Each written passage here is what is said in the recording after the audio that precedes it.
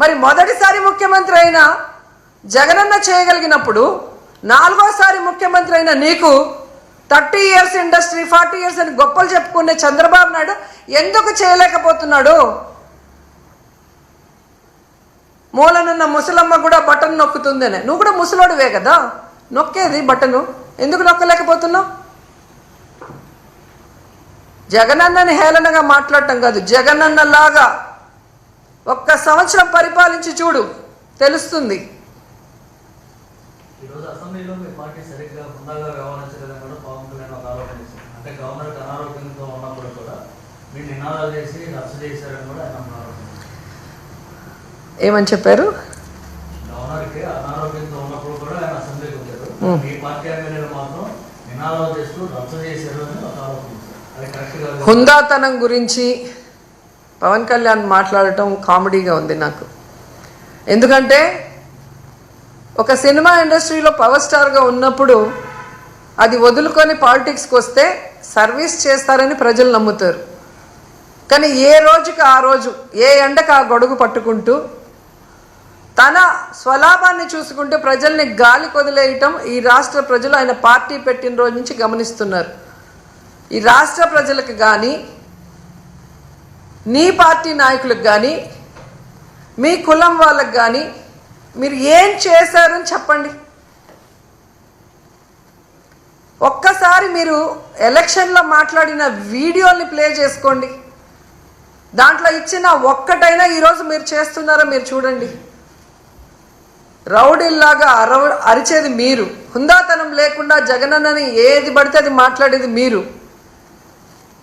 మళ్ళీ మాకు మీరు నీతులు చెప్తా అంటే ఎంతవరకు కరెక్టు?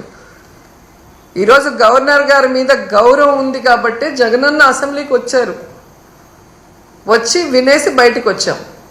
మీరు ప్రతిపక్ష హోదా ఇస్తే వచ్చి మీరు ఏం తప్పులు చేస్తున్నారు, మీరు ఏ హామీలు ఎక్కొట్టి ప్రజల్ని మోసం చేస్తున్నారో క్లియర్గా చెప్తారు. జగనన్న చెప్పేది తప్పు అంటే మీకు టైం ఎక్కువ ఇస్తారు కదా, అప్పుడు నిరూపించుకోండి.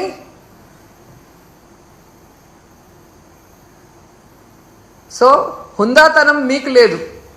మీకు చంద్రబాబు నాయుడికి హుందాతనం ఉంటే ఈరోజు గౌరవంగా ప్రతిపక్ష హోదా ఇచ్చి లోపలికి పిలిపించుకొని ఈ రాష్ట్ర ప్రజలు గురించి మాట్లాడాలి. అసెంబ్లీ ఇన్ని కోట్లు ఖర్చు పెట్టి ఎందుకు మనం నడిపిస్తున్నాం? చంద్రబాబు నాయుడు పవన్ కళ్యాణ్ సెల్ఫ్ డబ్బా కొట్టుకుంటుంటే చూసి వినటానికి కాదు కదా.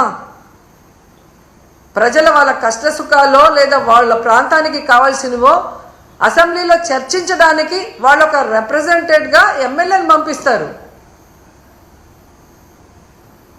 సో వాళ్ళ మాటలు వినరు, ప్రతిపక్షం మాటలు వినరు, మీడియా చెప్పేది వినరు. రెడ్ బుక్ రాజ్యాంగం అంటూ ఈరోజు అసెంబ్లీని కూడా ఏ విధంగా ప్రజాస్వామ్య విరుద్ధంగా మీరు నిర్వహిస్తున్నారు అనేది గమనిస్తున్నారు మేధావులు కూడా.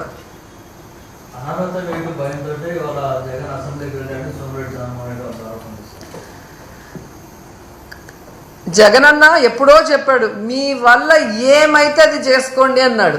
ఇంకా అంతకన్నా ఏం చెప్పాలి? మీ వల్ల ఏమైతే అది చేసుకోండి అని చెప్పాడు కదా. జగనన్న భయపడతాడని మీరు అనుకుంటారా? ఈ రాష్ట్రంలో చిన్న పిల్లోడిని అడిగినా చెప్తారు జగనన్న ఎంత ధైర్యవంతుడో. సోనియా గాంధీని అడిగితే చెప్తుంది, చంద్రబాబు నాయుడు అడిగితే చెప్తారు. పైకి మేకపోతు గాంభీర్యం కాదు, వాళ్ళ మనసులో వాళ్ళని అడిగితే వాళ్ళకే తెలుస్తుంది జగన్ ఎంత ధైర్యవంతుడు.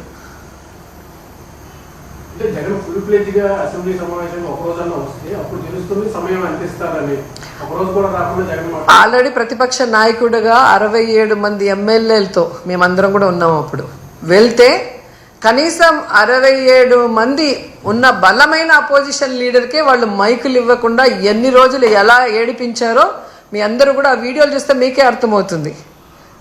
అలాంటిది ఈరోజు ప్రతిపక్ష హోదా లేకపోతే ఏ విధంగా సమయం ఇస్తారని మీరు అనుకుంటున్నారు? అందుకని అది అడుగుతున్నారు తప్ప అదేదో సరదా కోసం కాదు. ప్రతిపక్ష హోదా అనేది ఒక బాధ్యత కోసం అడుగుతున్నాడు. ఆ బాధ్యత పవన్ కళ్యాణ్ అనుకుంటే ఆయన డిప్యూటీ సీఎంకి రాజీనామా ఇచ్చి ప్రతిపక్ష హోదా తీసుకొని మాట్లాడమను, వాళ్ళు చేసే తప్పుల్ని ప్రశ్నించమను, ఆ పిఎస్సి చైర్మన్ని రిజైన్ చేసి అపోజిషన్ ఎమ్మెల్యేకి ఇమ్మను, వాళ్ళు చేసే అవినీతి ఏంటి అని ప్రూవ్ చేయడానికి రెడీగా ఉన్నారు కదా. ఈ దేశంలో ఏ రాష్ట్రంలో అయినా అపోజిషన్ ఎమ్మెల్యేకి ఎందుకు ఇస్తారు? వాళ్ళు నిష్పక్షపాతంగా గవర్నమెంట్ చేసే తప్పుల్ని ఎత్తి చూపిస్తారు కాబట్టి. అది కూడా మీరు దొంగదారులు మాట్లాడుతున్నారు. ప్రెస్ని నోరు మూయిచ్చేస్తారు. గవర్నర్ గారి చేత కూడా అబద్ధాలు మాట్లాడిస్తారు.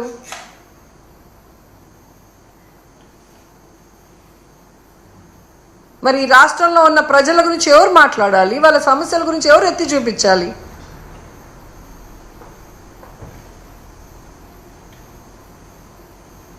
Thank you. మేడం, ఇటీవల ఈ కాన్స్టిట్యూన్సీకి సంబంధించి కొంచెం కొత్త లీడర్స్కి పార్టీలో చేర్చుకుంటున్నామని